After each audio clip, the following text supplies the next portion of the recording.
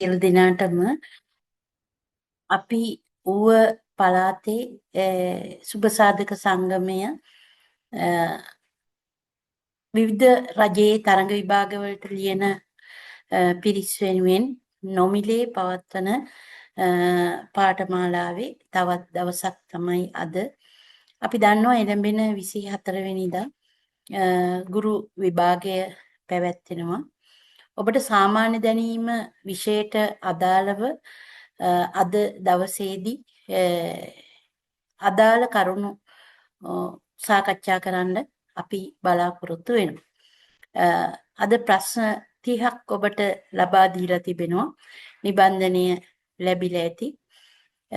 මේ ප්‍රශ්න 30 සාකච්ඡා කරනකොට ඔබට සටහනක් ලියා ගන්නත් පුළුවන්.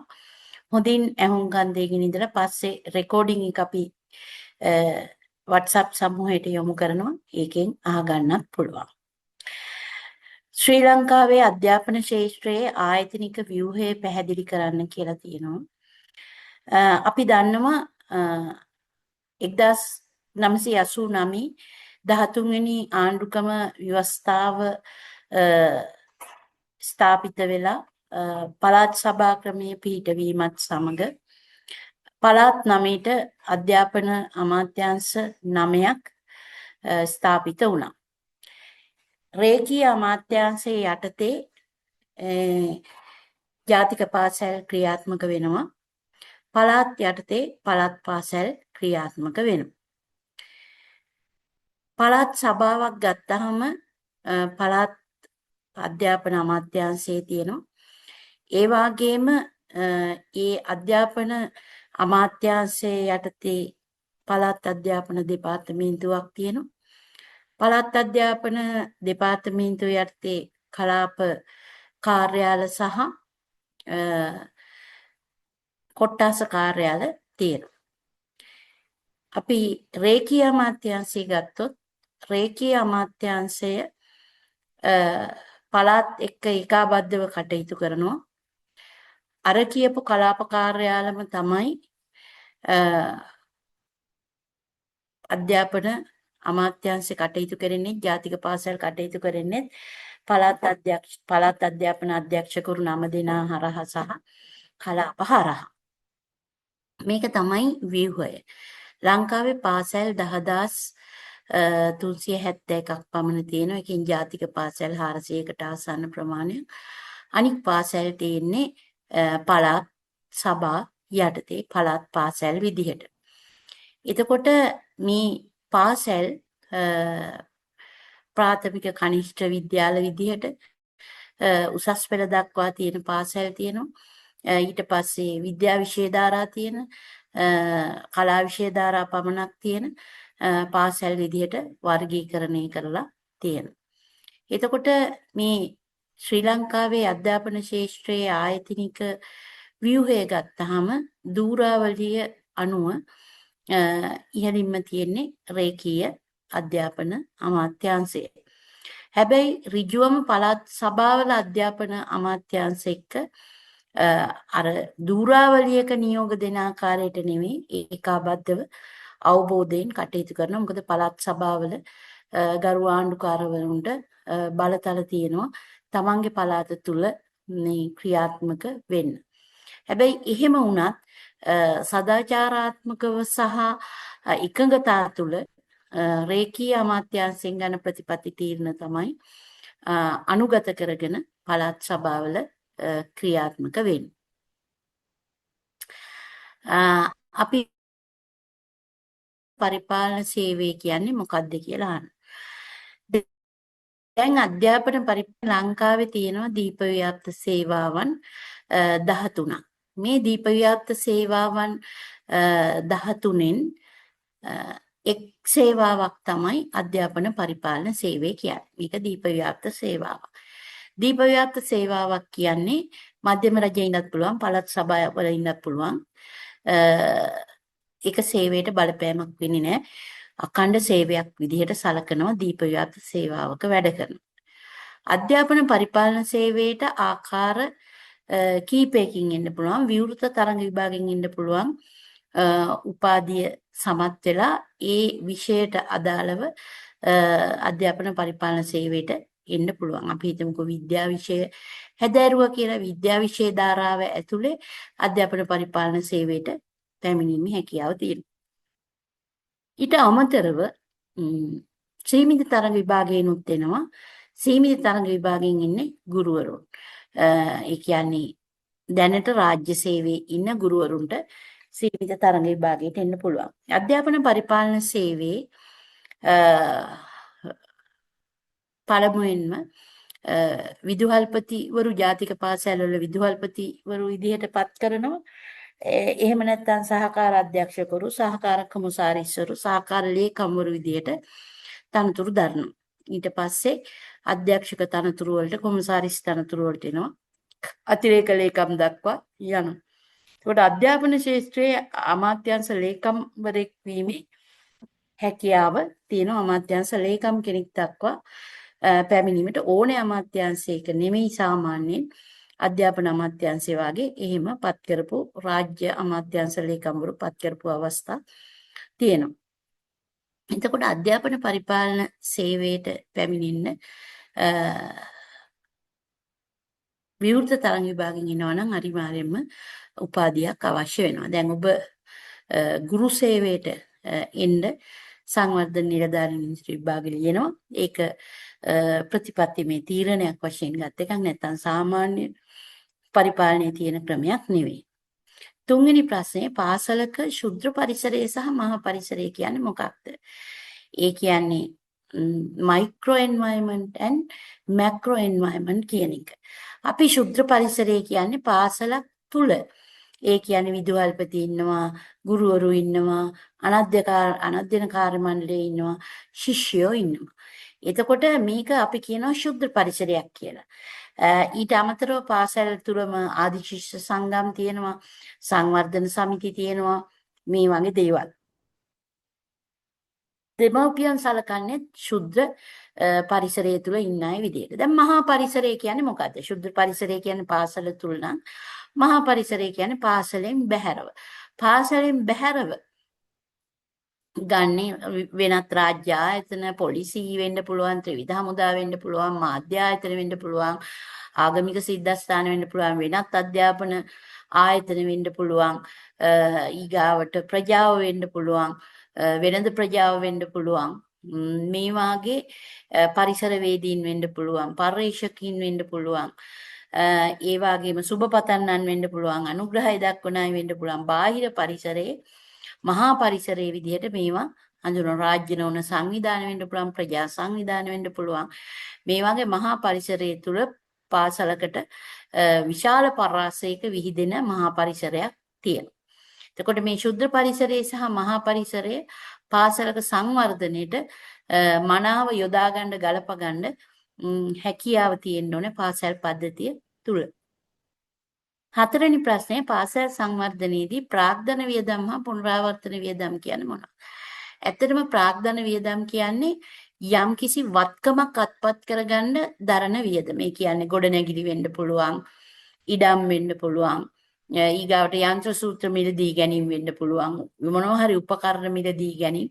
මේවට අපි කියනවා ප්‍රාග්ධන වියදම් කියලා. හැබැයි පුනරාවර්තන වියදම් කියන්නේ එදිනෙදා දරන වියදම්. වැටුප්, ඊගාවට විවිධ දීමනා, විදුලි බිල්, ඊට පස්සේ ජල බිල්, මේ වාගේ එදිනෙදා කරන වියදම් වලට අපි කියනවා ලිපි ද්‍රව්‍ය වලට යන වියදම්. නැත්නම් මොන හරි පුහුණු වැඩසටහන්, එහෙම නැත්නම් මොනවා හරි රැස්වීම් පවත්වන්න යන වියදම්. මේ ඔක්කොටම අපි කියනවා පුනරාවර්තන වියදම්. ඒක වියදම් කරාට පස්සේ ඒක ඉවරයි. ඒක වත්කමක් විදිහට ඉතුරු වෙන්නේ නැහැ. වත්කමක් විදිහට ඉතුරු වෙන ඒවාට අපි කියනවා ප්‍රාග්ධන වියදම් කියලා. හරි. ඊගාවට පස්වෙනි ප්‍රශ්නය වෘත්තීය යතුරු කියන්නේ මොකක්ද කියලා අහනවා. දැන් වෘත්තීය යතුරු කියන්නේ ලෝකේ තියෙනවා අපේ රටෙත් තියෙනවා above grade 9 දරුවන්ට කියන්නේ පන්තියේ 9 වෙනි පන්තියට වඩා ඉහළ දරුවන්ට වෘත්තීය යතුරු කියලා පරීක්ෂණයක් තියෙනවා මේක කරනවා. වෘත්තීය යතුරු පරීක්ෂණය කරන්න හේතුව වෙන්නේ දරුවෙකුගේ තියෙන කුසලතාවයේ සහ කැමැත්ත මැන බැලීම සඳහා ඒ දරුවා අධ්‍යාපනය ලබන්න ඉදිරියට මොන විෂය ධාරාවෙන්ද කැමති කියලා හොයාගන්න පුළුවන් වෘත්තීය යතුර පරීක්ෂණයකින්. කැමති මොනවටද හැකියාව තියෙන්නේ මොකක්ද කියලා. අපේ රටේ සියලුම දරුවන්ට තාම මෙම පරීක්ෂණය කරන්නේ නැහැ. හැබැයි මාර්ගගතව ලබා ගැනීමේ ඒ සේවාව ලබා ගැනීමේ හැකියාව මේ වෙනකොට තියෙනවා. ලංකාවේ මිනිස් බල හා රැකී රක්ෂා දෙපාර්තමේන්තුව කියන්නේ කම්කරු අමාත්‍යාංශයේ යටතේ වර්තමානයේ ක්‍රියාත්මක වෙන මිනිස් බල හා රැකී රක්ෂා දෙපාර්තමේන්තුවේ මානව සම්පත් සංවර්ධන නිලධාරීන් මෙම කටයුත්ත කරනවා. ඊට අමතරව අධ්‍යාපන අමාත්‍යාංශය යටතේ ඉන්න වෘත්තීය මාර්ගෝපදේශ නිලධාරීනුත් මේ දේ කරනවා. ඔවුන් ඒකට පුහුණුව ලැබලා තියෙනවා. එතකොට වෘත්තීය යතුරු පරීක්ෂණය කරපුවාම අර තමන්ගේ අධ්‍යාපන ධාරාව හොයාගන්න පුළුවන් වාගෙම අපොස සාමාන්‍ය පෙළ අපොස උසස් පෙළ විෂය ධාරාවන් හොයාගන්න පුළුවන් වාගෙම මොන රැකියාවකටද මොන ශේෂ්ත්‍රයක රැකියාවලටද හැකියාව තියෙන්නේ කියලාත් බලා ගන්න පුළුවන්. අපි දන්නවා බොහෝ වෙලාවට අපි උපාධිය ගත්තත් කවුද වෙන්නේ කියලා දන්නේ නැහැ සමහර වෙලාවට නේද? හැබැයි වෘත්තීය යතුරු පරීක්ෂණයට භාජනය වුණ කෙනෙකුට තමන්ගේ අර හරියට අර ජ්‍යොතිෂවේදීන් අනාගතය කියනවා වගේ වෘත්තීය යතුරින් හරි අගේට අපූර්වට තමන්ගේ වෘත්තීය මාර්ගේ හොයාගන්න හැකියාව තියෙනවා. වෘත්තීය පුහුණුවක ඇති වැදගත්කම මොකද? දැන් අපි වාගේ රටවල් වල බොහෝ වෙලාවට වෘත්තීය පුහුණුව කියන එක සාම්ප්‍රදායිකව ලබන්නේ අපොස උසස් පෙළ මේ සාමාන්‍ය පෙළ උසස් පෙළ විභාග අසමත් වුණොත් ඊට පස්සේ වෘත්තීය පුහුණුවකටවත් ඔන්න ඔය යනවා NVQ මට්ටම ලබන්න වගේ හැඟීමක්. හැබැයි ලෝකේ රටවල් කරන්නේ අර වෘත්තීය යතුරු පරීක්ෂණයෙන් බලලා එයාට තියෙන්නේ ඒ වාගේ වෘත්තීයමය ටෙක්නිකලි මොන හරි වෘත්තියක් කරන්න වගේ හැකියාවක් කියන එක දැනගත්තොත් එයාට විධිමත් පාසල් පද්ධතියෙන් අයින් වෙලා එයාට පුළුවන් වෘත්තීය පුහුණුවක් ලබන්න. වෘත්තීය පුහුණුවක් ලබලා ආපහු එයාට අර විධිමත් අධ්‍යාපනයෙන් එන කෙනෙක්ගේ මට්ටමටම ඉගෙනගෙන ඉන්න පුළුවන් NVQ මට්ටමක් ලබලා. ලංකාවේ නයිට වීට වාගේ ආයතන වලින් මේ සේවාවන් ලබා දෙනවා. ඊට අමතරව පුජ්‍යලිකංශයේ ආයතනක් තියෙනවා. ඉතින් දරුවෙකුගේ කැමැත්ත හා හැකියාව වෘත්තීය යතුරෙන් බලාගත්තට පස්සේ තීරණයක් ගන්න පුළුවන් දෙමව්පියන්ට සහ දරුවන්ට විශේෂයෙන් ගුරුවරුන්ටත් පුළුවන් දරුවන්ට උපදෙස් දෙන්න වෘත්තීය පුහුණුව ආයතනයකට බැඳිලා ඒ පුහුණුව ලබන්න. ඒ කියන්නේ NVQ මට්ටම් තියෙනවා 3 4 5 6 7 දක්වාම තියෙනවා. ඒ කියන්නේ උපාධියටත් ඔබට දැන් NVQ මට්ටම තියෙනවා. ඉතින් සහතිකපත් ලද දැනුම ඩිප්ලෝමා 6 ඩිප්ලෝමා කියන්නේ උසස් මේ ඩිප්ලෝමාවක් විදිහට මේ විදිහට මේ ගමන් මඟ යන්න පුළුවන්. ඒක හරි වටිනවා. හේතුව තමයි අදාළ දක්ෂතාවයත් එක්කම අදාළ රැකියාගත වෙන පුහුණුවක් ලැබීම. ජීවිතයේ කාලය ඉතුරු වීම වටිනාම දේ අනවශ්‍ය විදිහට වයස්ගත වෙන්නේ නැතුව තරුණ කාලයේම දරුවන්ට තමන්ගේ වෘත්තිය තෝරාගැනීමේ හැකියාවක් ලැබෙනවා. ඊට පස්සේ ක්‍රීඩාව හා සෞන්දර්ය විෂයන් දරුවෙකුගේ ආධ්‍යාත්මික සංවර්ධනයට හා පෞරුෂ සංවර්ධනයට වැදගත් වෙන්නේ කොහොමද? අපි ගිය සැරේ පාඩමේදීත් මම කිව්වා වම සහ දකුණු මොළ සංකල්පය ගැන. එතකොට මේ දකුණු මොළේ රසවින්දනයේ රසඥතාවය වැඩි වර්ධනය කරන්නේ මේ දකුණු මොළේ. ඒකට ක්‍රීඩාව හා සෞන්දර්ය විෂයන් හදාරන දරුවෙක්ගේ අර දකුණු මොළේ වර්ධනය වෙනවා. දකුණු මොළේ වර්ධනය වෙනකොට මානව ගුණාංග වැඩි වර්ධනය වෙනවා. මානව ගුණාංග වැඩි වර්ධනය වෙනවා විතරක් නෙමෙයි ඔවුන් හරි සෞන්දර්යාත්මක දරුවන් බවට පත් වෙනවා. ඒ වගේම හොඳ නායකත්ව ගුණාංග ඇති වෙනවා. ඒ කියන්නේ සමබර දරුවෙක් සමාජයට ඇති වෙනවා. හොඳ තීරණ ගන්න ආරම්භක ශක්තිය තියෙන නිර්මාණශීලී අභිමානවත් මනා පෞරුෂයකින් යුතු පුරුෂාර්ථ වලින් හිබි දරුවෙක් ගොඩ නැගෙන්න මේ ක්‍රීඩාව හා සෞන්දර්ය විෂය දරුවෙකුට ඊටාම වැදගත් වෙනවා. 8 වෙනි ප්‍රශ්නේ AI තාක්ෂණය නිසා අනාගතයේ ඇතිවෙන අභියෝග මොනවද? AI තාක්ෂණයත් එක්ක බොහෝ රැකියා නැති වෙනවා. අලුත් රැකියා ඇති වෙනවා. ඒ වගේම අපි වාගේ දකුණු ආසියානු රටවල් වල විශේෂයෙන්ම ලංකාව වැනි රටවල් වල මේවා අවභාවිතා කිරීම ඇතුළේ සමාජ ගැටලු නිර්මාණය වීමේ හැකියාවක් ඇති වෙනවා. ඒ වගේම AI තාක්ෂණය භාවිතා කරනකොට සාක්ෂරතාවයේ අඩුවීම නිසා ඒ පිළිබඳව තියෙන පරම්පරා ගැටුම් ඇති වෙන්න පුළුවන්. ඒ වගේම සමාජයක් ඇතුලේ අපි නොහිතන ප්‍රශ්න ඇති වෙන්න පුළුවන්. මිනිස්සුන්ට ආතතිය විෂාදේ වගේ තත්ත්වයන් ඇති වෙන්න පුළුවන්. අලුත් රැකියාවලට අනුගත වෙන්න තියෙන නොහැකියාව ඇති වෙන්න පුළුවන්. Taman සාම්ප්‍රදායිකව කරගෙන ආපු රැකියා අවස්ථා නැතිවීම ඇතුලේ ආතතියකට විෂාදයකට පත් වෙන්න පුළුවන්. මේ වාගේ ගැටලු AI තාක්ෂණය නිසා අනාගතේ අභියෝග විදියට අපිට දකින්න ලැබේවි. 9 වෙනි කාරණේ ගුරුවරයෙකුගේ සියලුම සේවා අවස්ථා හඳුන්වන්න. දැන් ගුරුවරයෙක් විදිහට ගත්තාම අපි කියන්නේ ඉස්සරෝම තෝරා ගන්නවා, බඳව ගන්නවා. ඒ කියන්නේ ඔබ දැන් විභාගයේ ලියලා සමුග පරීක්ෂණ වලට ගිහිල්ලා තේරෙනවනේ නේද? ඊට පස්සේ ගුරු සේවයට බඳවා ගැනීම සිද්ධ වෙනවා. එතකොට බඳවා ගත්තට පස්සේ සේවය ස්ථිර කරනවා. ඊගාවට ඔබට උසස් වීම් ලැබෙනවා. ස්ථානමාරු ලැබෙනවා. ඊගාවට ඔබට සේවයේ දිගු හම්බෙනවා. විශ්‍රාම ගන්නවා. ඔන්න ඔය ටික සිද්ධ වෙනවා ගුරුවරුගේ සේවා කාලය ඇතුලේ. සාමාන්‍යයෙන් අපි කියන්නේ දල වශයෙන් අවුරුදු 30ක පමණ සේවා කාලයක් තියෙනවා. ඔබේ න වයසත් එක්ක ඒක වෙනස් වෙනවා. කෙනෙක් අවුරුදු 35ක වයසින් ඉනවා නම් එයාට ඉතුරු වෙන්නේ අවුරුදු 25ක විතර සේවා කාලයක්. මේ සේවා කාලය ඇතුලේ බඳවාගත් දවසේ ඉඳන් විශ්‍රාම ගන්න කාලය දක්වා ඔබට විවිධ සේවා අවස්ථාවලට මුහුණ දෙන්න සිද්ධ වෙනවා. ඒ අවස්ථා තමයි අපි සඳහන් කළේ. ගුරුවරයෙකුට ආයතන සංග්‍රහ විධිවිධාන සමග ලැබෙන පස්වැදෑරුම් අවස්ථා මොනවාද? ගුරුවරයෙකුට ලැබෙනවා හිමිකම්. හිමිකම් කියන්නේ වැටුප හිමිකම. හොඳයි. වැටුප හිමිකම. ඊට පස්සේ හිමිකම් අවස්ථා ලැබෙනවා.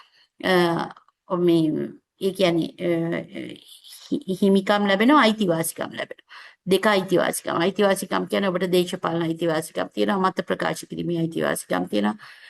දිවයිනේ ඕන තැනක සේවය කිරීමේ අවස්ථාව තියෙනවා. දැන් පළාත් සභාවක් තුල ඉල්ලුම් කරොත් රටේ ඕන තැනක සේවය කරන්න බෑ. හැබැයි පළාත් සභාවේ ඕන තැනක සේවය කිරීමේ හැකියාව තියෙනවා.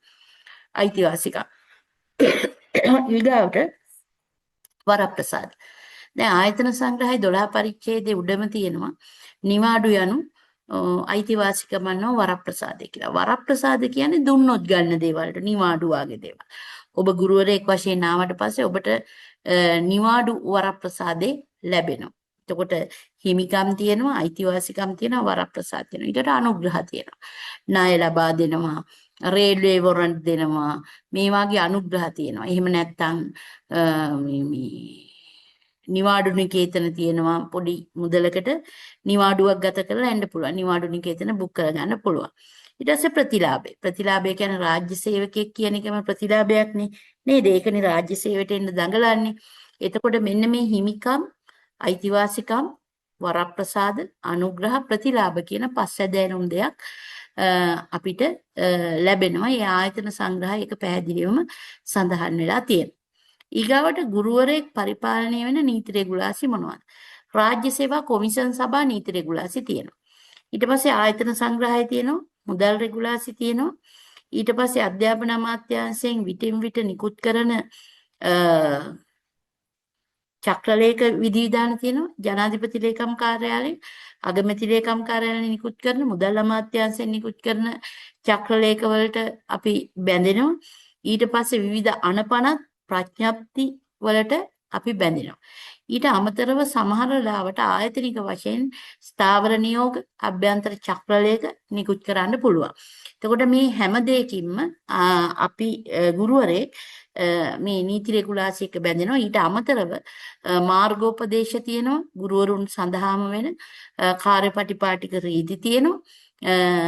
මෙන්න මේ දේවල් එක්කත් ගුරුවරයෙක් පරිපාලනමය වශයෙන් මේ බැඳෙනවා මේ නීති රෙගුලාසිත් එක්ක. 12 වෙනි ප්‍රශ්නේ තමයි පාසල් පද්ධතියක පවතින සම්පත් හඳුනා ගන්න. දැන් සම්පත් ගත්තහම එක ප්‍රධාන සම්පත තමයි මානව සම්පත. දැන් මානව සම්පත ගත්තහම ආකාර පහක මානව සම්පත් තියෙනවා ආකාර හතරක. එකක් තමයි නුපුහුණු ශ්‍රමය. පාසලක ඉන්න පුළුවන් නුපුහුණු කිසිම පුහුණුවක් ලබා ගත්තේ නැති අනධ්‍යයන කාර්ය මණ්ඩලෙ ඉන්න පුළුවන්. ඊට පස්සේ පුහුණු ශ්‍රමය. විශේෂයෙන් පුහුණු වෙච්ච කණ්ඩායමක් ඉන්න පුළුවන්. ඊට පස්සේ වෘත්තිකයෝ ඉන්නවා. ඊට පස්සේ විශේෂඥ දැනුම තියන අය ඉන්න පුළුවන්. එතකොට මේ කියන මානව සම්පත විශේෂයෙන්ම පද්ධතියක් තුල ගත්තාම විදුහල්පති, ගුරුවරු, ශිෂ්‍යයන්, අනධ්‍යයන කාර්ය මණ්ඩල මේ ඔක්කොම මානව සම්පතක් නේද? මානව සම්පත කියන්නේ වැදගත්ම සම්පත. පාසල් පද්ධතියක තියෙන දෙවෙනි සම්පත තමයි භෞතික සම්පත. භෞතික සම්පත ආකාර දෙකයි. එකක් තමයි ජංගම, අනික ස්ථාවර. ජංගම කියන්නේ යන්ත්‍ර සූත්‍ර යාන වාහන වගේ දේවල්. දැන් බස් එහෙම තියෙන පාසලුත් තියෙනවනේ. එතකොට ඒවා ජංගම භෞතික සම්පත. ඊගාට ස්ථාවර ගොඩනැගිලි, ඉඩකඩම් මේවා භෞතික සම්පත් ස්ථාවරව තියෙන. මානව සම්පත, භෞතික සම්පත, ඊට පස්සේ මූල්‍ය සම්පත. මූල්‍ය සම්පත මොන ආකාරයටද පාසලකට එන්නේ? එකක් තමයි පාසලේ සංවර්ධන ය සඳහා ප්‍රාග්ධන විදිහට එහෙම නැත්නම් පුනරාවර්තන විදිහට වියදම් කරන්න ප්‍රතිපාදන ලැබෙනවා. රේකී අමාත්‍යාංශයෙන් වෙන්න පුළුවන්. එහෙම නැත්නම් පළාත් සභාවකින් වෙන්න පුළුවන්. එහෙම නැත්නම් ජාත්‍යන්තර සංවිධානයකින් වෙන්න පුළුවන්. IOM එක, එහෙම නැත්නම් මේ වර්ල්ඩ් බැංක් එක මේ වාගේ තැන් වලින් ආධාර ලැබෙනවා පාසල් වලට විවිධ ව්‍යාපෘති හරහා. එතකොට ඊගාව දේ තමයි පාසලම උත්පාදනය කරගන්න දෙයක් වෙන්න පුළුවන්. පාසලේ වගාවක් කරලා එහෙම මුදලක් හොයා ගන්නවා වෙන්න පුළුවන්. ඊට පස්සේ දෙමව්පියෝ දෙන මුදල්, ආදිශිෂ්‍ය සංගම් දෙන මුදල්, ඊගාවට අනුග්‍රාහකීන් දෙන මුදල්, සුබපතන්නන් දෙන මුදල් මේ වාගේ විවිධ ආකාරයෙන් මූල්‍ය සම්පත එන්න පුළුවන්. එතකොට මානව සම්පත, භෞතික සම්පත, මූල්‍ය සම්පත, ඊට පස්සේ නීති රෙගුලාසි. අපි සම්පතක් විදිහට තමයි හඳුන්වන්නේ. නීති රෙගුලාසි කියන එක සම්පතක් විදිහට. එතකොට අපි කිව්වා මොන නීති රෙගුලාසිද පාසලක් එක්ක සම්බන්ධ වෙන්නේ කියන කාරණේ. ඊට පස්සේ පස්වෙනි එක තමයි සම්පත කාලය කියන එක.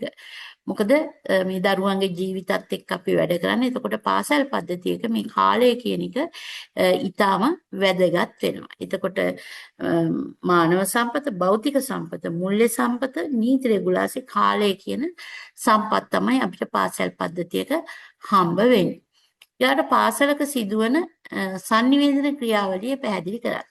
දැන් පාසලක sannivedana කියන්නේ අපි දන්නවා sannivedana ක්‍රියාවලිය. sannivedakෙක් ඉන්නවා, ග්‍රාහකෙක් ඉන්නවා, මාධ්‍යයක් තියෙනවා, ඒකෙන් පණිවිඩයක් ගමන් කරනවා.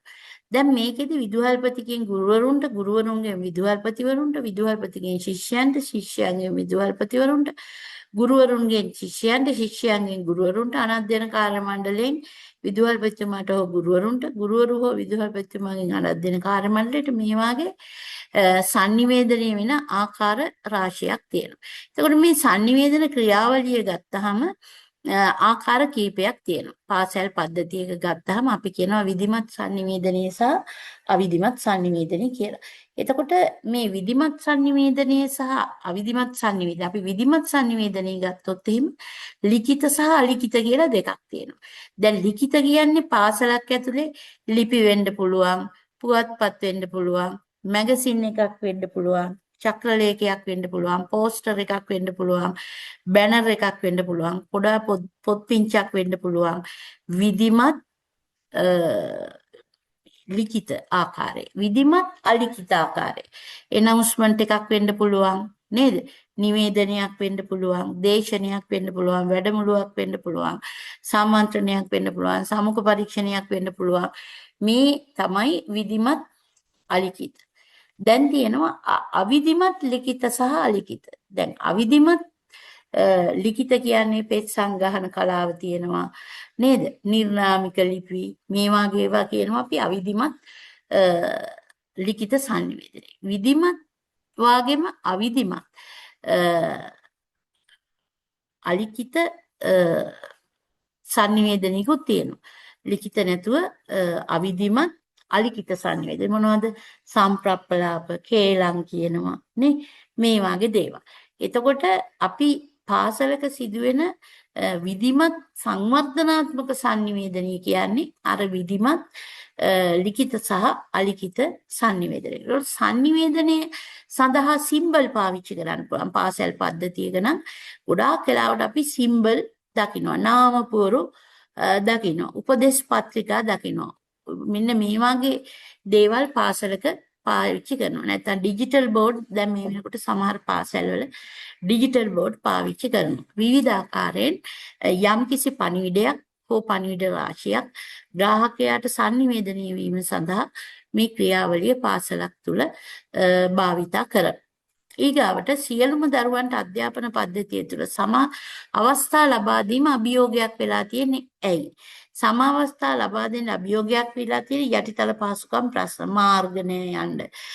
එතකොට මේ විදිහට සම අවස්ථා දෙන්න හැකියාවක් නෑ. අනික මිනිස්සුන්ගේ තියෙන දුප්පත්කම. මිනිස්සුන්ගේ දුප්පත්කම මේ සම අවස්ථා දරුවන්ට ලබා දීමට ගැටලුවක් වෙනවා. ඊට පස්සේ ගුරු හිඟය.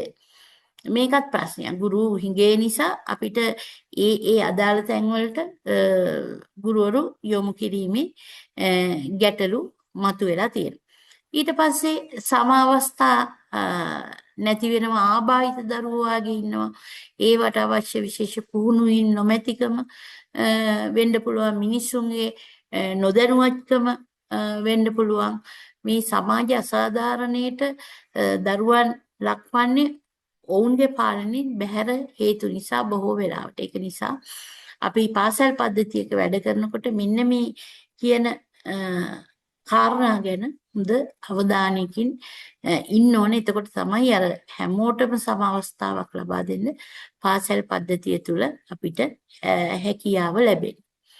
ඊගාවට ගුරු ශිෂ්‍ය අනුපාතය කියන්නේ මොකද්ද? දැන් අපි අපේක්ෂා කරන ගුරු ශිෂ්‍ය අනුපාතයක් තියෙනවා. මෙච්චර ශිෂ්‍ය සංඛ්‍යාවකට මෙච්චර ගුරුවරුන් අවශ්‍ය වෙනවා. හැබැයි ලංකාවේ ගත්තාම අපි දන්නවා 2,67,000 පමණ ගුරුවරු ඉන්නවා. ශිෂ්‍යයන් 50,000ක් පමණ ඉන්නවා. එතකොට අපි කියනවා ඇතැම් ගුරුවරු ඇතැම් විෂයන් වලට ගුරුවරු පුරප්පාඩු තියෙනවා. ගුරුවරු වැඩියක් ඉන්නවා. ඒකට හේතුව තමයි අපි හිතන්නකො බුද්ධාගම විෂය කියලා. බුද්ධාගම විෂයට ගොඩක් අය බඳවගෙන තියෙන්න පුළුවන්. හැබැයි කෙමිස්ට්‍රි වලට කට්ටිය බඳවගෙන නැහැ. අපි හිතන්නකො බුද්ධාගමට අවශ්‍ය ගුරුවරු 1000යි කියලා. අපේ 1200ක් කියලා. විද්‍යාවට අපිට 300ක් අවශ්‍යයි කියනකොට අපි ඉන්නේ 200යි. අන්න එහෙම ප්‍රශ්නයක් බිම් මට්ටමේදී තියෙනවා. එතකොට මේ ගුරු ශිෂ්‍ය අනුපාතය අපේ පාසල් ගත්තාම එක එක පාසල් වල එක එක අනුපාතයන් තියෙනවා. පළාත් ගත්තාම එක එක අනුපාතයන්. ජාතික පාසල් වල ගත්තාම එක එක අනුපාතයන්. මෙන්න මේ නිශ්චිත ගුරු ශිෂ්‍ය අනුපාතය පවත්වාගෙන යාම සඳහා අධ්‍යාපන ප්‍රතිසංස්කරණවලදී විශාල මැදිහත් වීමක් සිද්ධ කරනවා. ගුරු තුලනය කරමින් යනවා මේ වෙනකොට මේ අනුපාතය හරියට පවත්වාගෙන යන්න. පාසල් දරුවන්ට විශ්වවිද්‍යාල ප්‍රවේශය පුළුල් කිරීම සඳහා ඔබ කරන යෝජනා මොනවද? දැන් අපි දන්නම 3,30,000ක් පමණ පළවෙනි වසරට ඇතුළු වුණාම විශ්වවිද්‍යාල ප්‍රවේශ ලබන්නේ 45,000ක් විතර. ඒ කියන්නේ ලක්ෂ 3කට ආසන්න ප්‍රමාණයක්ම මේ පද්ධතියෙන් හැලිලා යනවා. එතකොට අපිට මේ අපේ පවතින විශ්වවිද්‍යාල 19ක් තියෙනවා. පුජ්‍යලික විශ්වවිද්‍යාල ඇරුණාම එතකොට මේ විශ්වවිද්‍යාල වලට ඇතුළත් වෙන දරුවෝ වැඩි කරන්න නම් පුළුල් කරන්න අපිට විශ්වවිද්‍යාල පද්ධතිය පුළුල් කිරීම කියන එක යථාර්ථයක් වෙන්නේ නැහැ. හැබැයි අපිට පුළුවන් විශ්වවිද්‍යාල වලට ප්‍රවේශයන් කීපයක් ලබා දෙන්න. ඒ කියන්නේ intake 1 2 3 කියලා අපිට පුළුවන් ලබා දෙන්න. ඒ කියන්නේ අපි හිතන්නකෝ ඉසඩ් ඩිස්කෝ එක අනුව ඉහළම ඉසඩ් ඩිස්කෝ එක තියෙන දරුවෝ අපි හිතන්න 8 12 කැම්පස් තියෙනවා. එතකොට 12 ඉඳන් 5 වෙනකන් ඊගාව ස්කෝර් මට්ටම ඊට පස්සේ අඩුම ඉසඩ් ස්කෝර් මට්ටම හවස 5 ඉඳන් රෑ 10 වෙනකම්. එතකොට ඉන්ටේක් 3ක් වගේ ගන්න පුළුවන්. එතකොට මේ 45000 කියන එක 3 ගුණයක් වෙනවා. එතකොට 1,35,000ක් විතර අවුරුද්දට ගන්න පුළුවන් අර 45,000 ගන්න එකේ. දැන් හැබැයි දරුවෝපත් අඩු වෙලා තියෙන හින්දා මොකද 3,30,000ක ඉස්සර ග්‍රේඩ් 1 එනකොට දැන් පළවෙනි පන්තියට එන්නේ 3,30,000 කියන එක 2,67,000ක් බවට පත් වෙලා තියෙනවා. ඒ කියන්නේ 70,000කින් විතර 60,000කින් 70,000කින් දරු උපත් අඩු වෙලා තියෙනවා. එතකොට මේක තුලත් යම් මේ අඩු වැඩි වීමක් සිද්ධ වෙනවා. හැබැයි අපිට මේ දරුවන්ට විශ්වවිද්‍යාලයේ ප්‍රවේශය පුළුල් කිරීම සඳහා අර විශ්වවිද්‍යාල වැඩි කරනවා කියන එක කරන්න අපිට තියෙන ප්‍රතිපාදනත් එක්ක අමාරු වෙන්න පුළුවන්. හැබැයි විශ්වවිද්‍යාලයට ඇතුල් වෙන ප්‍රමාණය කළමනාකරණය කර ගැනීමට හැකියාව තියෙනවා. ඊගාවට 17 වෙනි ප්‍රශ්නය පුජ්‍යලික පන්ති තිබීමේ වාසිය අවාසි. දැන් පුජ්‍යලික පන්ති තිබ්බහම දරුවන්ට ඇත්තටම මේ බොහෝ දෑ ඉගෙන ගන්න අමතර ඉගැන්වීමක් විදිහට ලැබෙනවා. සතතාභ්‍යාසය කරන්න අවස්ථාව වෙන හින්දා ප්‍රශ්න වලට උත්තර ලියන්න ඔවුන්ට විභාගයට මුහුණ දෙන්න පහසු වෙනවා. ඒ වගේම ගුරු හිඟයක් තියෙන ප්‍රදේශවල දරුවන්ට ඒ විෂයන් ඉගෙන ගන්න අවකාශ වැඩි වෙනවා. අනික යාවත් කාලීන වූ දෙයක් දරුවන්ට පුජ්‍යලික පන්ති වලින් ලැබෙන්න පුළුවන්. හැබැයි ඒ වගේම අවාසිදායක දේවල් තියෙනවා. මුදල් යනවා, ශ්‍රමය යනවා, කාලය ගත වෙනවා. ඊගාවට බොහෝ වෙලාවට නිවැරදි මෙහෙයවීමක් පරිපාලනයක් අධීක්ෂණයක් නැති නිසා දරුවෝ වැරදි වලට යොමු වෙන්න පුළුවන්, ජීවිත හානි පවා සිද්ධ වෙන්න පුළුවන්, මත්ද්‍රව්‍ය වලට යොමු වෙන්න පුළුවන්, වැරදි භාවිතයන් ගන්න පුළුවන්, ජීවිතේ වැරදි මාර්ගවලට ගිහින් විභාගයක් අසමත් වෙලා ජීවිතෙත් ගැටලු වලට පත් වෙන්න පුළුවන්. ඊගාවට ගුරුගෝල බැඳීම කියන එක නැති නිසා විනය මේ පවත්වාගෙන යන්න බැරි වෙන්න පුළුවන්. මේ වාගේ අවාසිදායක දේවලුත් ඇති වෙනවා. ඒකට අර විධිමත් අධ්‍යාපන පද්ධතිය බිඳ වැටෙන එකත් සිද්ධ වෙනවා. පාසලයි දරුවයි අතර තියෙන අනවරත බැඳීමට හානියක් වෙනවා. ඒක නිසා අර ස්වයං විනය සහ ස්වයං පාලනය කියන එක ගිලිලා යන්න පුළුවන්. ඊගාවට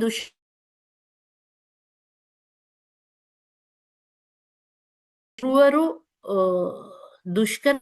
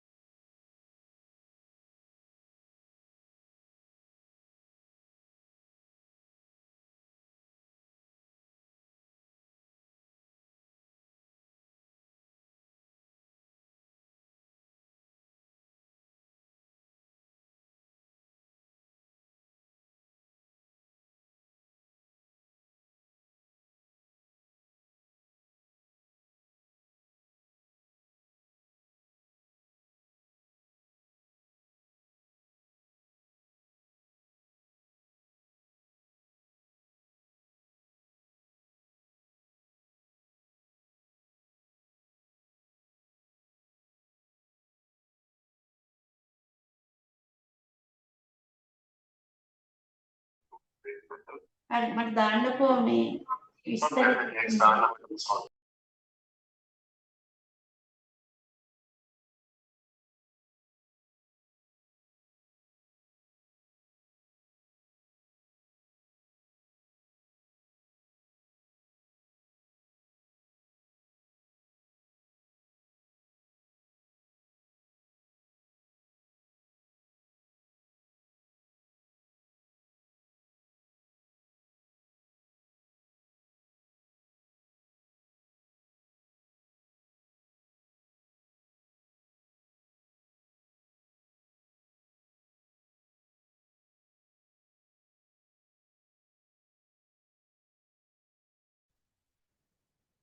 ඔව් අපි කතා කර හිටියේ මේ දුෂ්කර දීමනා ගැන. මොකද්ද මේ දුෂ්කර දීමනා කියන්නේ? ගුරුවරයෙක් සේවය කරන පළාත දුෂ්කර වෙනකොට ඒ කියන්නේ ප්‍රවාහන පහසුකම් වෙන්න පුළුවන්, පිහිටීම භෞතිකව වෙන්න පුළුවන්. මේ දේවල් එක්ක දුෂ්කර ප්‍රදේශයක ජීවත් වෙනකොට වැටුපට අමතරව පාරිශ්‍රමිකයට අමතරව දුෂ්කර දීමනාවක් ලබා දෙනවා. ඒකට තමයි දුෂ්කර දීමනාව කියන්නේ. මෙම දීමනාව කාලෙන් කාලෙට වෙනස් වෙනවා. 19 ශිෂ්‍ය කේන්ද්‍රීය අධ්‍යාපනය හඳුන්වන්න. මේක අපි දන්නවා ශිෂ්‍යයා කේන්ද්‍ර කරගත් අධ්‍යාපනයක්. ඒ කියන්නේ ශිෂ්‍ය කේන්ද්‍රීය අධ්‍යාපනයේදී විශේෂයෙන්ම ශිෂ්‍යයා විසින් ස්වයංව අධ්‍යයනය කරමින් ශිෂ්‍යයා කරුණු සොයමින් එයා ප්‍රායෝගික දැනුම ලබන අධ්‍යාපනය.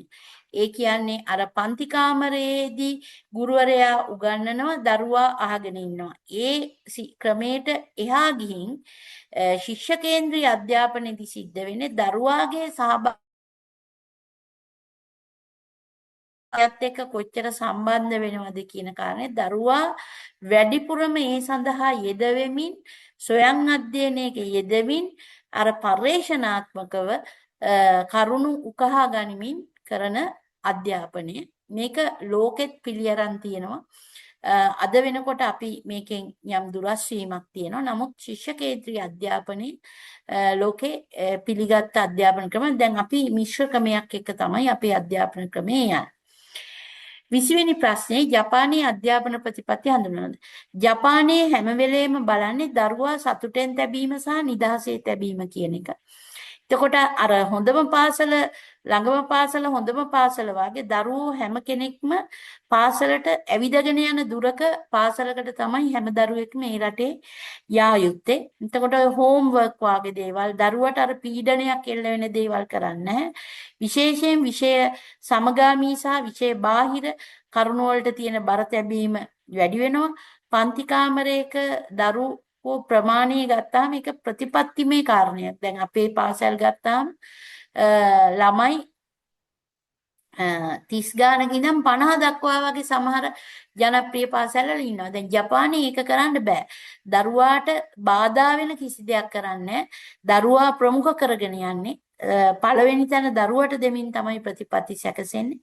විශේෂයෙන්ම ඔවුන්ගේ ප්‍රායෝගික දැනුම ගැන ප්‍රායෝගික භාවිතයන් ගැන හිතනවා. ඒ කියන්නේ අපි කියනවා විශේෂයෙන්ම භාවිත දැනුම ඇප්ලයිඩ් නොලෙජ් එක තමයි දරුවන්ට දෙන්න බලන්නේ හැම වෙලාවකම ජීවත් වෙන්න අවශ්‍ය වෙන ප්‍රායෝගික දැනුම් සම්භාරයක් දරුවන්ට ලබා දෙන්න. විශේෂයෙන් දරුවන්ට ආතතියන දේවල් කෙරෙන්නේ නැහැ. යාවත් කාලීන දැනුම තාක්ෂණය පාවිච්චි කරලා තොරතුරු තාක්ෂණය පාවිච්චි කරලා දරුවන්ට මේ නව දැනුම ලබා දීම සහ වැඩබිමත් එක්ක සහසම්බන්ධ වෙන අධ්‍යාපන ක්‍රමවේදයක් තමයි තියෙන්නේ. ඒකට පාසල් අධීක්ෂණය ලෙස ඔබ හඳුන්වන්නේ කුමක්ද? පාසල් අධීක්ෂණයේ ආකාර කීපයකට එනවා. දැන් පාසලක ඉන්නවා පන්ති භාර ගුරුවරයා. එතකොට පන්ති අධීක්ෂණය කරනවා. ඊට පස්සේ ශ්‍රේණි භාර ගුරුවරු ඉන්නවා. අපි හිතනකො 6 පන්ති ABCD කියලා තියෙනවා කියලා. එතකොට ඒ 6 පන්තියේ පන්ති 4ම අධීක්ෂණය කරන එකෙක් ඉන්නවා. ඊට පස්සේ අංශ වශයෙන් ඉන්නවා. ඒ කියන්නේ ප්‍රාථමික අංශය, කලාංශය, විද්‍යාංශය, වාණිජ්‍යාංශය මේ වගේ වෙනම අංශවලට අධීක්ෂකරු ඉන්නවා. ඊට පස්සේ නියෝජ්‍ය විදුහල්පතිවරු ඉන්නවා. ඊගාවට විදුහල්පති ඉන්නවා. එතකොට මේ දේවල් බෙදලා දීලා තියෙනවා මේ අධීක්ෂණය විධිමත් කරන්න. එතකොට පාසල් අධීක්ෂණයේ ඊට අමතරව කොට්ටාසෙන් එනවා. කලාපෙන් එනවා. පළාත් අධ්‍යක්ෂකවරු වෙනවා. අමාත්‍යාංශ ලේකම්වරු වෙනවා. ඊට පස්සේ ගුරු උපදේශක කියලා ඉන්නවා. මේ අය අධීක්ෂණය කරනවා. එතකොට මේ අධීක්ෂණ මට්ටම් විවිධාකාර වෙනවා. ඊට අමතරව පාසල් වෙනම වැඩපිළිවෙලක් හදාගෙන තියෙනවා. ආදි ශිෂ්‍යයන්ගෙන් අධීක්ෂණ ක්‍රියාවලියක්, දෙමව්පියන්ගෙන් අධීක්ෂණ ක්‍රියාවලියක්, පන්ති අධීක්ෂණය කරගන්න සමහරට දෙමව්පියන්ට දීලා ඒවා මේ පාසල් තුල ක්‍රියාත්මක වෙනවා. එහෙම නැත්නම් දෙමව්පියන් ආදි ශිෂ්‍යයන් එහෙම නැත්නම් අනධ්‍යයන කාර්ය මණ්ඩල මේ අය යොදවගෙන තියෙන්න පුළුවන්. එහෙම නැතුව තව සිද්ධ වෙනවා උසස් පෙළ පන්තියේ ශිෂ්‍යයන් පහළ පන්ති අධීක්ෂණය කරන්න යොමු කරනවා. එහෙම නැත්නම් විභාගෙ ලියලා ප්‍රතිඵල එනකන් ඉන්න දරුවෝ පාසලට ගෙන්නගෙන අධීක්ෂණ ක්‍රියාවලියේ යොදව ගන්න ආකාර තියෙනවා. මේකේ විධිමත් සහ අවිධිමත් ආකාර දෙකෙන් සිද්ධ වෙනවා. අඛණ්ඩ අනවරත අධීක්ෂණය ඊටාම වැදගත් වෙනවා පාසලක් පවත්වාගෙන යන්න. ඊගාවට ගුරුවරයෙකුට ස්ථානමාරු ලබා දිය හැකි ආකාර මොනවද? දැන් ගුරුවරයෙක් සේවයට ආපුවම අපි කලින් කිව්වා සේවා අවශ්‍යතාවන් මොනවද? ගුරුවරුගේ සේවාවේ තියෙන අවස්ථා කියලා. එතකොට ස්ථානමාරු එකේ ප්‍රධාන දෙයක්. එතකොට ස්ථානමාරු ගත්තහම දෙන්න පුළුවන් වාර්ෂික ස්ථානමාරු. එතකොට වාර්ෂික ස්ථානමාරු වලදී සාමාන්‍යයෙන් අවුරුදු 3කින් පස්සේ ස්ථානමාරුවක් කෙනෙකුට ඉල්ලන්න පුළුවන්. 5න් පස්සේ ස්ථානමාරු කරන්න පුළුවන්. 10න් පස්සේ අනිවාර්යෙන් ස්ථානමාරු කරන්න පුළුවන් ගුරුවරු. එතකොට වාර්ෂික ස්ථානමාරු වලදී අනිවාර්යයෙන්ම ගුරුවරු එක්කෙනෙක් මාරු කරා නම් එක ඉස්කෝලේකින් ඒ පාසලට තව ගුරුවරයෙක් එන්න ඕනේ. ඒක එම විෂයයටම අපි හිතමුකෝ කෘෂිකර්ම විෂය කියලා. කෘෂිකර්ම විෂය ගුරුවරයෙක් යනවා නම් ඒ ඉස්කෝලේට දාන්න ඕන කෘෂිකර්ම ගුරුවරයෙක්මයි. එතකොට ඒකට අපි කියනවා වාර්ෂික ස්ථානමාරු කියලා. ඊට පස්සේ තියෙනවා සුහද ස්ථානමාරු. දෙන්නෙක් එකතු වෙලා කතා කරලා ඒ දෙන්න ඉල්ලලා ඒ දෙන්නගේ පෞද්ගලික හේතුව මත ඉස්කෝලේ දෙකක් අතර හෝමාරු වෙන්න පුළුවන්. අපි කියනවා සුහදමාරු කියලා. ඊගාට සේවා අවශ්‍යතාවය මත කෙරෙන මාරු. දැන් අර කාලය සම්පූර්ණ වෙලත් නෙමෙයි වාර්ෂික ස්ථානමාරුත් නෙමෙයි. එතකොට මේ සේවා අවශ්‍යතාවය මත ස්ථානමාරු කිරීමේ හැකියාව තියෙනවා. ඊගාවට දඬුවම් ස්ථානමාරු. යම්කිසි කෙනෙක් ආයතන සංග්‍රහයේ 47 48 පරිච්ඡේද අනුව විනය කඩකිරීමක් සිද්ධ වුණොත් විනය නියෝගයක් විදියට එයා ස්ථානමාරු කරන්න කියන එක ඉන්න පුළුවන්. එතකොට දඬුවම් මාරුවක් විදියට. ඔන්න ඔය කියන ආකාර 4න් තමයි ගුරුවරයෙකුට ස්ථානමාරුවක් ලබා ගැනීමේ හැකියාව තියෙන්නේ. දැන් මීට අමතරව ප්‍රායෝගික වෙනේවා තියෙනවා. తాවකාලිකව අනුයුක්ත කරනවා. එක එක්කෙනාගේ ප්‍රායෝගික ගැටලු හින්දා අසනීපයක් හින්දා වෙන්න පුළුවන්. දරුවන්ගේ ප්‍රශ්නයන් නිසා වෙන්න පුළුවන්. මොනවා හරි දෙයක් නිසා తాවකාලිකව ස්ථානමාරුවම නෙමෙයි తాවකාලිකව යම් කෙටි කාලයකට නිශ්චිත කාලයකට අනුයුක්ත කිරීමක් කරන්න පුළුවන්. ඊගාවට ගුරුවරයෙකුට විශ්‍රාම ලබා ගත හැකි ආකාර මොනවද? දැන් අපි දන්නවා ගුරුවරයෙකුගේ සේවා කාලය අවුරුදු 20ක් වෙනකොට ගුරුවරයෙකුට විශ්‍රාම ගැනීමේ හැකියාව තියෙනවා. එතකොට සේවා කාලය 20ක් වෙනකොට එයාට 55ක් නැත්තම් එයාගේ විශ්‍රාම වැටුප ගන්න පුළුවන්. එයාගේ වයස 55 සම්පූර්ණ වුණාට පස්සේ. සේවා කාලය අවුරුදු 20කින් කෙනෙකුට විශ්‍රාම යන්න පුළුවන්. හැබැයි අවුරුදු 55ක් වුණාට පස්සේ තමයි එයාට විශ්‍රාම වැටුප ගන්න පුළුවන්. ඊගාවට කෙනෙකුට පුළුවන් අවුරුදු 55න් විශ්‍රාම ගන්න. එතකොට විශ්‍රාම වැටුප හම්බෙනවා. එහෙම නැත්නම් එයාට 50 ඉඳන් 55 ඉඳන් 60 දක්වා ඕනෑම වෙලාවක විශ්‍රාම යන්න පුළුවන්. හැබැයි 60 දී අනිවාර්ය විශ්‍රාම ගැනීමේ වයස 60 දී අනිවාර්යෙන් විශ්‍රාම ගන්න අවශ්‍ය වෙනවා. හැබැයි රාජ්‍ය සේවයේ මේක අමතර කාරණයක්. රාජ්‍ය සේවයේ 60 ඉඳන් 67 දක්වා කොන්ත්‍රාත් පදනම මත සේවය කරන්න හැකියාව තියෙනවා 60 ඉඳන් 67 දක්වා. ඊගාවට මේ විශ්‍රාම ලබාගත හැකි ආකාර වගේම විශ්‍රාම ලබා දෙන අපි කියනවා වරදක් කළොත් 12 යටතේ විශ්‍රාම ගන්නවා. එතකොට එයාට විශ්‍රාම වැටුප හම්බ වෙන්නේ නැහැ. ඊගාවට අනිවාර්ය විශ්‍රාම ගැනීම කරනවා. ඒ කියන්නේ යම් කිසි අසනීප තත්ත්වයක් ඒ වාගේ දෙයකදී අනිවාර්ය නිවාඩු ගන්නනවා වගේම අනිවාර්ය විශ්‍රාම ගැනීමක් කරන්න හැකියාව තියෙනවා. එතකොට ගුරුවරයෙකුට ඇති නිවාඩු වරප්‍රසාද මොනවද? දැන් ගුරුවරයෙක් ගත්තාම ආයතන සංග්‍රහයේ 12 පරිච්ඡේදයේ තියෙන විධි විධාන තමයි ගුරුවරයෙකුටත් අදාළ වෙන්නේ. එතකොට ගුරුවරයෙකුට වාර්ෂිකව නිවාඩු 20යි 21යි තියෙනවා අනියම් සහ විවේක නිවාඩු විදියට. එතකොට ගුරුවරුන්ටත් කෙටි නිවාඩු තියෙනවා, වරු නිවාඩු තියෙනවා, ප්‍රසූත නිවාඩු තියෙනවා, දරු උපත් සඳහා දින 84ක වැටුප් සහිත නිවාඩු තියෙනවා. තව දින 84ක් අඩවැටුප් තියෙනවා. තව දින 84ක්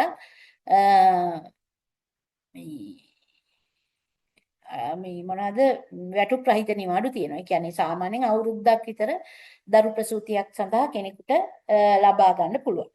ඊට පස්සේ අධ්‍යයන නිවාඩු තියෙනවා. විශේෂයෙන් ගුරුවරුන්ට අධ්‍යයනයේ සඳහා වැටුප් රහිත වැටුප් සහිත විදිහට දේශීය විදේශ විදිහට නිවාඩු ලබා ගැනීම හැකියාව තියෙනවා.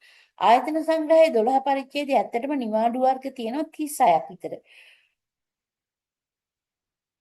මේ 36ම මේ හැම ගුරුවරයෙකුටම ගන්න බෑ. හැබැයි සාමාන්‍යයෙන් වාර්ෂිකව නිවාඩු ගන්න පුළුවන්. මේ කියන නිවාඩු. දැන් හිතන්නකෝ ඕගොල්ලෝ විභාගේ සමත් වෙලා එනවා. අපි හිතමු මේ අවුරුද්දේ ආවා කියලා නිකන් අපි හිතමු ඔක්තෝබර් මාසේ. ඔක්තෝබර් මාසේ ආවොත් එහෙම නොවැම්බර් දෙසැම්බර් මාස දෙකයි තියෙන්නේ නේද? එතකොට ඔයාලා කොහොමත් මාස 9ක් යනකම් ඕගොල්ලන්ට තියෙන්නේ උපයා ගන්න නිවාඩු මාසෙකට 2 ගානේ. මාස 9ට. මාසෙකට 2 ගානේ මාස 9ට තියෙන්නේ. එතකොට දැන් ඕගොල්ලෝ ඔක්තෝබර් ආවොත් නොවැම්බර් දෙසැම්බර් අතන මාස 7ක් නේ ඊගාව අවුරුද්දේ. එතකොට ඒ 7 ගියාට පස්සේ මාස 9 ඉවර වෙනවනේ. එතකොට ඉතුරු නිවාඩු ඕගොල්ලන්ට ගැලපෙන්නේ අනුපාතිකව. වර්ෂයේ අනුපාතිකව තමයි ඕගොල්ලන්ට නිවාඩු ගැලපෙන්නේ. එතකොට මේ ගුරුවරයෙකුට නිවාඩු වරප්‍රසාදයක් කියන්නේ අර දුන්නොත් ගන්න ඉඳක බලහත්කාරයෙන් ගන්න බෑ. හැබැයි විදේශ සේවයකට යනවා නම් කලත්‍රය යනවා නම් රාජ්‍ය සේවයේ ඉඳලා බිරිඳටත් යෑමේ හැකියාව තියෙනවා. එහෙම නැත්නම් ගුරුවරයෙකුට වැටුප් රහිත නිවාඩු යන අවස්ථා තියෙනවා. දැන් පහුගිය කාලේ නම් රැකියාවක් සඳහා දේශීය හෝ විදේශීය වැටුප් රහිත නිවාඩු යන්න තිබුණා. සේවා කාලයට බලපෑමක් නැතු. ඒ චක්‍රලේඛය අවලංගු වුණා. දැනුත් වැටුප් රහිත නිවාඩු යන්න පුළුවන්. හැබැයි සේවා කාලයට බලපානවා රැකියාවකට අධ්‍යාපන කටයුත්තකට ඒ වාගේ වැටුප් රහිත නිවාඩු යන්න පුළුවන්. ඊට පස්සේ තියෙනවා හදිසි අනතුරු නිවාඩු. ඒ කියන්නේ සේවය තුලදී හෝ ඒ කියන්නේ පාසල තුලදී හෝ පිටදී ඒ කියන්නේ පාසලට යන්නේ අතරමඟදී හෝ අනතුරක් සිද්ධ වුණොත් ඒ අනතුර නිසා එයාට නිවාඩු ගන්න වෙන කාලේ හදිසි අනතුරු නිවාඩු විදිහට දෙනවා. එතකොට හිලව් නිවාඩු කියලා තියෙනවා. තමන් වැඩ කරා නම් සෙනසුරාදා දවසක සතිය දවසක ඒකට හිලව් නිවාඩුවක් ගන්න පුළුවන්. සාමාන්‍ය ගුරුවරු ඒ නිවාඩුව ගන්නෙ නැහැ. නමුත් ගැනීමේ හැකියාවක් තියෙනවා. ඒ ප්‍රතිපාදන සලස්සලා දීලා තියෙනවා. ඊට පස්සේ ඉක්ුත් නිවාඩු. දැන් කෙනෙකුට නිවාඩු ඕන වෙනවා අවුරුද්දේ තියෙන ප්‍රමාණයට වැඩිය අසනීපයක් වෙලා. එතකොට එයාගේ සේවා කාලය ඇතුලේ අනුගාමී අවුරුදු 2ක එකතු කරගත්ත නිවාඩු එයාට ගන්න පුළුවන් විවේක නිවාඩු ටික. ඉතුරු කරගෙන තියෙන විවේක නිවාඩු අනුගාමී අවුරුදු 2ක ගන්න පුළුවන්. ඒ දෙකේ ඉවර වුණොත් තව අනුගාමී අවුරුදු 2ක ගන්න පුළුවන්. ඒ වාගේ වරප්‍රසාද ලබා දීලා රාජ්‍ය සේවකයා ආරක්ෂා කරලා තියෙනවා, සුරක්ෂිත කරලා තියෙනවා. මුස්ලිම් නිලධාරීන් නම් තමන්ගේ සැමිය නැති වුණාට පස්සේ ඉද්දා නිවාඩු දෙනවා. ඉද්දා නිවාඩු කියන්නේ මාස 4යි දවස් 10ක් වෙන පිරිමින් දකින්න නැතුව ඉන්න ඕන කාලය. ඒක මුස්ලිම් සමාජය තුළ තියෙන දෙයක්. ඒක මුස්ලිම් ගුරුවරයෙක් නම් ඒක ලැබෙනවා. ඒ වගේම විශේෂ නිවාඩු තියෙනවා. විශේෂ රෝග සඳහා දෙන නිවාඩු ආයතන සංග්‍රහයේ විධිවිධාන එක පිළිකා රෝගයක් නම් මේ වගේ ලැබෙන විශේෂ නිවාඩු තියෙනවා. ඉතින් අර ගුරුවරයෙක් වුණාම පුළුවන් තරම් මේක විභාගයට අදාළ කරුණක් විදියට නෙමෙයි මම කියන්නේ ඔබට දැනගන්න පුළුවන් තරම් නිවාඩු කියන එක අර පරිපාලනය කර ගනිමින් ලබා ගන්න අවශ්‍ය වෙනවා. 25 වෙනි ප්‍රශ්නේ සේවා ව්‍යවස්ථාවක සහ බඳවා ගැනීම පටිපාටික වෙනස මොකද? සේවා ව්‍යවස්ථාවක් සාමාන්‍යයෙන් පාර්ලිමේන්තුවෙන් අනුමත වෙන්නේ බදවා ගැනීම පටිපාටියක් රාජ්‍ය පරිපාලන අමාත්‍යාංශයේ ආයතන අංශයෙන් සහ කළමනාකරණ සේවා දෙපාර්තමේන්තුවෙන් තමයි අනුමත වෙන්නේ. සේවා ව්‍යවස්ථාවක් කියන්නේ සේවාවකට විශාල වශයෙන් වැදගත් වෙන දීප ව්‍යාප්ත සේවාවක් වෙන්න පුළුවන්. ඒකාබද්ධ සේවාවන් වෙන්න පුළුවන් සේවා ව්‍යවස්ථාව. එතකොට සේවා ව්‍යවස්ථාවකදී ලංකාව පුරා පිහිටි ආයතන වලට මේකෙදි බඳවා ගැනීම සඳහා නීති රෙගුලාසි ඇතුළත් වෙනවා. බඳවා ගැනීම පටිපාටියක් කියන්නේ ඇත්තටම ඒක තියෙන්නේ යම්කිසි ආයතනයකට කේන්ද්‍ර වෙච්ච තනතුරු. සේවා ව්‍යවස්ථාවක් කියන්නේ දීප ව්‍යාප්තව හෝ පැතිරිච්ච මේ සේවාවක් වෙනුවෙන් බඳවා ගැනීමට තියෙන මේ නෛතික තත්ත්වයන් ඇතුළත් ලේඛනයක්. ඒක ව්‍යවස්ථාපිත කාරණයක්. 26 දරුවා සහ තරුණයා අතර ඇති වෙනස කුමක්ද? අපි දන්නවා දරුවෝ කියන්නේ අවුරුදු 16 18 දක්වා. තරුණයා කියන්නේ අවුරුදු 15යි 29යි දක්වා. අපේ රටේ දරුවොත් ලක්ෂ 50ක් ඉන්නවා, තරුණොත් ලක්ෂ 50ක් ඉන්නවා. ඒ කියන්නේ ජනගහනයේ 50%ක්ම ඉන්නේ දරුවෝ සහ තරුණයෝ. දරුවා අතර සහ තරුණයා අතර තියෙන වෙනස තමයි ඔය වයස කියන කාරණේ ප්‍රධාන වශයෙන්. ඒ වගේම දරුවා නෛතිකව සුරක්ෂිත කරලා තියෙනවා තරුණයාට සාපේක්ෂව. එතකොට දරුවන් අනිවාර්යයෙන්ම පාසල් අධ්‍යාපනය ලැබිය යුතුයි. තරුණයා ඉන්න ඔබට රැකියා අවස්ථාවලට යන අය. හැබැයි අපි මේ තරුණයා 15යි 29 අතර කියනවනේ. එතකොට පාසල තුලත් 15යි 18යි අතර දරුවෝ ඉන්නවා. එතකොට තරුණයා කියන කෙනා පාසල තුලත් අවුරුදු 3ක වාගේ දරුවෝ ඉන්නවා 15යි 18යි අතර ඉන්න මේ දරුවෝ ගත්තාම ඒගොල්ලෝ දරුවෝ විදිහට හඳුන්වන නිසා තරුණයයි දරුවයි විදිහට හඳුන්වන කොටසකුත් ඉන්නවා. ඊගාට 27 ජංගම දුරකථන දරුවෙකුට භාවිතා කිරීමේදී ඇතිවන වාසිය අවශ්‍ය. දැන් අපි දන්නවා කොවිඩ් එක ස්මාර්ට්ෆෝන් භාවිතය වැඩි වුණා. එතකොට මේ ස්මාර්ට්ෆෝන් එකෙන් දරුවන්ට ගොඩක් දේවල් ඉගෙන ගන්න පුළුවන්. යාවත්කාලීන වූ දැනුම ලබා ගන්න පුළුවන්. ඒ වගේම කාර්යක්ෂමව වැඩ කරන්න පුළුවන්. තොරතුරක් කෙටි ෂණිකයකින් ලබා ගන්න පුළුවන් නිසා දරුවන්ට අර වෙහෙස මහන්සි වෙන්නේ නැතුව කරුණු හොයාගෙන අඩුම කාලයකින් වැඩ කරන්න පුළුවන්.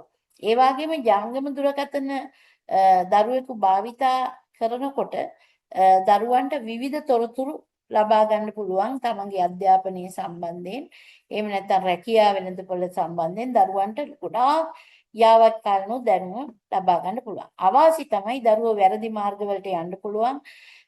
ඒ වගේම තොරතුරු තාක්ෂණය වෙනුවෙන් තමන්ගේ ජංගම දුරකථනයත් එක්ක නිතරම නියැලෙනකොට ඒ සඳහා කාලයේ ශ්‍රමයේ මුදල් වැය වෙනවා. ඒ වගේම ඇස් වලට නරකයි ඒ බ්ලූ රේ එක විශේෂයෙන්ම ඒ ප්‍රශ්න තියෙනවා. අනික දරුවන් බොහෝ වෙලාවට වැරදි මාර්ගවලට යොමු කරන අසභ්‍ය දේවල් දරුවෝ නරඹන්න පුරුදු වෙනවා. දරුවන්ගේ විනය පිරිහිලා යන්න පුළුවන්.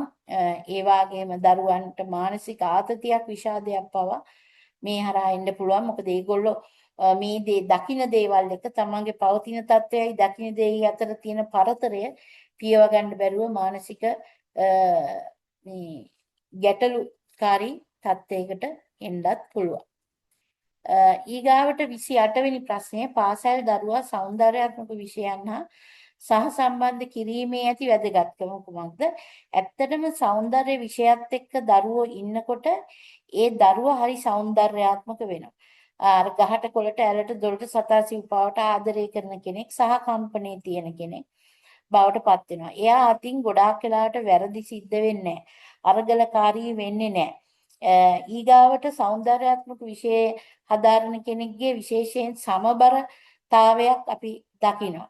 එතකොට අර යහපත් කියන එක සාදු ගුණයෙන් යුතු බෝසත් ගුණයෙන් යුතු දරුවෙක් බවට පරිවර්තනය වෙනවා. ඒ වගේම සෞන්දර්ය විෂයන් එක්ක මේ මේ ජීවත් වෙන දරුවෙක් බොහෝ වෙලාවට අර ප්‍රසන්න තාවයක් එක්ක තමයි ඉන්නේ. එයාගේ ඉහළ නිර්මාණශීලීත්වයක් ඇති වෙනවා. එයාගේ පාසලේ බාහිර වැඩවලට දෙන දායකත්වය වැඩි වෙනවා.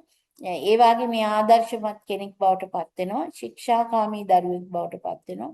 මේ වගේ බොහෝ ප්‍රයෝජන අත්පත් වෙනවා සෞන්දර්ය විෂයක් හැදෑරීම ඇතුළු. ඊට පස්සේ 29 වෙනි ප්‍රශ්නේ නායකත්ව ශෛලීන් හා නායකත්ව ශෛලියට බලය ලැබෙන ආකාර. නායකත්ව ශෛලීන් 4ක් තියෙනවා. එකක් තමයි ආඥාදායකත්වය කියන එක, ඩික්ටේටර්ෂිප් එක. ඒ කියන්නේ ආඥාදායකත්වය කියන්නේ කවුරුත් කියන එක අහන්නේ. එයා හිතන විදිය කරගෙන යන එකට අපි කියනවා ආඥාදායක නායකත්ව ශෛලිය කියලා. දෙක ඒකාධිපති නායකත්ව ශෛලිය. ඒකාධිපති නායකත්ව ශෛලිය කියන්නේ තමන්ගේ අනුගාමිකයන් අහලා තමන්ට ඕන එක කරනවා. ඒකට අපි කියනවා ඒකාධිපති නායකත්වයේ ඔටෝක්‍රටික් ලීඩර්ෂිප් ස්ටයිල් කියලා කියනවා. ඊගාවට ප්‍රජාතන්ත්‍රවාදී නායකත්ව ශෛලිය. ඩෙමොක්‍රටික් ලීඩර්ෂිප් ස්ටයිල් එක. හැමෝගෙම අහලා බහුතරයක් කියන එක කරනවා. දැන් බහුතරය දැනුම්වත් නැත්නම් ඒ ගන්න තීරණේ වැරදි වෙන්න පුළුවන්. ඒක නිසා ප්‍රජාතන්ත්‍රවාදයේ කියන එක හැම වෙලේම හරියන්නේ නැහැ. ආඥාදායකත්වයේ කියන එක හැම වෙලේම හරියන්නේ නැහැ. ඒකාධිපති කියන එක හැම වෙලේම හරියන්නේ නැහැ. හැබැයි සිද්ධිමය වශයෙන් අවස්ථානුකූලව කොයි නායකත්ව ශෛලියද කියන එක ඊටාම වැදගත්. එක පුජ්‍යලයක් තුළ මේ නායකත්ව ශෛලීන් 4ම තියෙන්න පුළුවන්. එයා ස්ථානෝචිත ප්‍රඥාවත් එක්ක මොන නායකත්ව ශෛලියද කියලා ඔටෝමැටිකලිම එයාට භාවිතය ඇතුළේ එනවා. මෙන්න මේ නායකත්ව ශෛලිය තමයි මම පාවිච්චි කරන්න ඕනේ කියලා. 4වෙනි එක සහභාගීත්ව නායකත්ව ශෛලිය, පාටිසිපේටරි ඩිවලොප්මන්ට් ලීඩර්ෂිප් ස්ටයිල් කියන එක. සහභාගීත්ව සංවර්ධන ප්‍රවේශය හරහා ගොඩනැගෙන නායකත්වය කියන්නේ හැමෝම එකතු වෙලා වැඩක් කරනවා නම් එතන තියෙන්නේ සහභාගීත්ව නායකත්ව ශෛලිය. එතකොට මේ ශෛලීන් 4 ආඥාදායකත්වය, ඒකාධිපති, ප්‍රජාතන්ත්‍රවාදී, සහභාගීත්ව සංවර්ධන ප්‍රවේශය කියන එක. දැන් සමහර තැන්වල නායකත්ව ශෛලීන් කියලා 12ක් විතර තියෙනවා. වන්නාටවාදී අර නමින් මේ නමින් එහෙම තියෙනවා. හැබැයි මේ මොන එක කිව්වත් මේ 4න් එකක් බවට තමයි පත් වෙන්නේ. මේ 4 අණු කොටසක් වෙන්න පුළුවන් ඒ වගේ නායකත්ව ශෛලීන්. අපි සලකන්නේ කළමනාකරණයේදී ප්‍රධාන වශයෙන් තියෙන්නේ නායකත්ව ශෛලීන් 4ක් කියන එක. එතන මේ නායකත්ව ශෛලීන් වලට බලය ලැබෙන ආකාර 5ක් තියෙනවා. එකක් තමයි ව්‍යවස්ථාපිත බලය. ව්‍යවස්ථාවෙන්ම නායකයෙක් වෙනවා. දැන් මම ඌව පළාතේ ප්‍රධාන ලේකම් මට ව්‍යවස්ථාපිත බලයක් ලැබිලා තියෙනවා. අතිගරු ජනාධිපතිතුමා පත් කරලා තියෙනවා. එතකොට පත්යෙන් ලිපියක් දීලා තියෙනවා. එතන තියෙනවා ව්‍යවස්ථාපිත බලය. දැන් තනතුරක් දරන එකක්ම නෙමෙයි. හිතන්නකෝ බස් එකේ යන කෙනෙක් මගී. එයාට ව්‍යවස්ථාපිත බලයක් තියෙනවා. එයාට ටිකට් එකක් එයා මුදල් ගෙවලා ගත්තා කියන්නේ බස් එක ඇතුලේ මගියා ඒ ව්‍යවස්ථාපිත බලය තියෙන කෙනෙක්. දෙක අපහාරක බලය. බය ගන්නලා බලය තියාගෙන ඉන්නවා. බය ගන්නලා නායකත්වයේ තියාගෙන ඉන්නවා. ඒ ආයතනවල වෙන්න පුළුවන්, ගෙවල් වල වෙන්න පුළුවන්, පොදු මහ ජන සමාජයේ වෙන්න පුළුවන්. අපහාරක බලය. ඊගොඩ රිෆරන්ට් පවර් එක. රිෆරන්ට් පවර් එක කියන්නේ විමර්ශනශීලී බලය. ඇවිදින විදිය, කතා කරන විදිය, අඳින විදිය, කෑම කන විදිය, එයාගේ බිහේවියර් එක, එයාගේ හැසිරීම් රටාවම අනිවාර්යයෙන්ම අදාළ වෙනවා මේ රිෆරන්ට් පවර් එකට. එයාගේ ස්වභාවය, හැසිරෙන විදිය මේවයි. එතකොට අපි කිව්වා ව්‍යවස්ථාපිත බලය, අපහාරක බලය, ඊට පස්සේ විමර්ශන බලය. ඊගාවට එන බලය තමයි ප්‍රතිලාභ බලය, රිවෝඩ් පවර් එක. කෙනෙකුට දැන් හිතන්නකෝ වැඩ කරන යටත් නිලධාරියෙකුට පිටට තට්ටු කළා පුතා මේක උඹ හොඳට කළා කියලා කියන එකත් ප්‍රතිලාභ බලයක් නේ. රිවෝඩ් පවර් එක කෙනෙකුට තියෙන්න පුළුවන්. එයා hina වෙනවා හැම වෙලෙම. මිනිස්සුන්ට hinaවකින් සංග්‍රහ කරනවා. ලීඩර්ෂිප් එකක් හැදෙනවා. එයාට කැමති මිනිස්සු. එතකොට මෙන්න මේ කියන විවිධාකාරයෙන් පරිත්‍යාගශීලී බලය කියන එක රිවෝඩ් පවර් එක ඇති වෙනවා. ඊට පස්සේ එක්ස්පර්ටීස් පවර් එක, විශේෂඥ බලය. බොහෝ ඇසුපිරු තැන් නැති බව. එයාලා ගොඩක් දේවල් පිළිබඳව අවබෝධය තියෙන එක, බහුශ්‍රුත වීම. එතකොට එයාට ඇති වෙනවා එක්ස්පර්ටීස් භාව එකක්. මොකක් ගැන ඇහුවත් දන්නවා. එතකොට එයාට එක්ස්පර්ටීස් භාව එකක් ඇති වෙනවා. එතකොට මේ බලයන් පහම එක්කෙනෙක් තුල තිබොත් එයාට ව්‍යවස්ථාපිත බලයක් තියෙනවා, රිවෝඩ් භාව එකක් තියෙනවා, විමර්ශන බලයක් තියෙනවා, මේ අපහාරක බලයක් තියෙනවා, ඊගාවට විශේෂඥ බලයක් තියෙනවා. මේ බලයන් පහම කෙනෙකුට තිබ්බොත් ඒක ප්‍රබල නායකත්වයක් බවට පත් වෙනවා. එතකොට මේ ගුරුවරයෙකුට පන්ති කාමරේ ඉන්නකොට පාසලක හැසිරෙනකොට කොයි නායකත්වයේද ඕන කියන එක, කොයි නායකත්වයෙන්ද හැසිරෙන්න ඕන කියන කාරණය ඔටෝමැටිකලි එනවා එයා වැඩ කිරීම ඇතුළු. අපි අද කතා කරන අන්තිම ප්‍රශ්නේ පාසල් කළමනාකරණය කියන්නේ මොකද්ද? කළමනාකරණය කියන්නේ කලට මනාවට කරනවා කියන එක සරල අර්ථය. එහෙම නැත්නම් කළමනාකරණය කියන එකේදී එනවා අවම යෙදවුම් වලින් උපරිම නිමැවුමක් ගන්න එක, අවම යෙදවුම් වලින් උපරිම ප්‍රතිඵලයක් ගන්න එක, අවම යෙදවුම් වලින් උපරිම නිමැවුමක් හා ප්‍රතිඵලයක් තිරසරව ගන්න එක. එතකොට මේ පාසල් කළමනාකරණයේ අධ්‍යයන පහක් තියෙනවා. එකක් පාසල සැලසුම්කරණය කිරීම, පාසල සංවිධානය කිරීම, ඊට පස්සේ පාසල අධීක්ෂණය කිරීම, පාසලේ මාණ්ඩලීකරණය, පාසලේ පාලනය. පාසල සැලසුම්කරණය කියන්නේ අනාගතය වෙනුවෙන් වර්තමානයේ කටයුතු සැලසුම් කිරීම. ඊගාවට සංවිධානය ඔබ දන්නවා වැඩසටහන් සංවිධානය කරන්න, කාලසටහන් සැලසුම් කරන්න ඕනේ.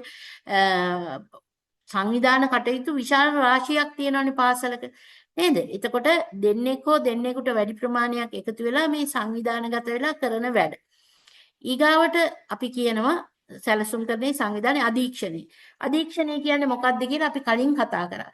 එතකොට මේ අධීක්ෂණ ක්‍රියාවලිය පාසලක සිද්ධ වෙනවා. දරුවෝ අතර පන්ති කාමරයක ශිෂ්‍ය නායකයෝ පත් කරනවා, අංශවලට ශිෂ්‍ය නායකයෝ පත් කරනවා, පාසලේම ශිෂ්‍ය නායකයෝ ඉන්නවා. ඒ තව අධීක්ෂණ ක්‍රමයක් නේ. එතකොට අධීක්ෂණය. ඊගාවට කියනවා මානව සම්පත් කළමනාකරණය. නැත්නම් අපි කියනවා සැලසුම්කරණය, සංවිධානය, අධීක්ෂණය, මාණ්ඩලීකරණය. නැත්නම් මානව සම්පත් කළමනාකරණය. පාසලක් තුල ඉන්න ශිෂ්‍යයන් කළමනාකරණය, අනධ්‍යයන කාර්ය මණ්ඩලය, ඊගාවට ගුරුවරු, දැන් ගුරුවරු හිගනම් විදුහල්පතිවරු කලාප කාර්යාලයට කියලා ගුරුවරු ගන්න එක, ගුරුවරු පුහුණු කරන එක, ගුරුවරු ස්ථාන මාරු කරන එක, මේ හැම දෙයක්ම අර මේ මාණ්ඩලීකරණය ඇතුලේ තියෙනවා. මේ සේවයට බඳවගත්ත දවස් ඉඳන් විශ්‍රාම ගන්නකම් මේ මාණ්ඩලීකරණය තියෙනවා.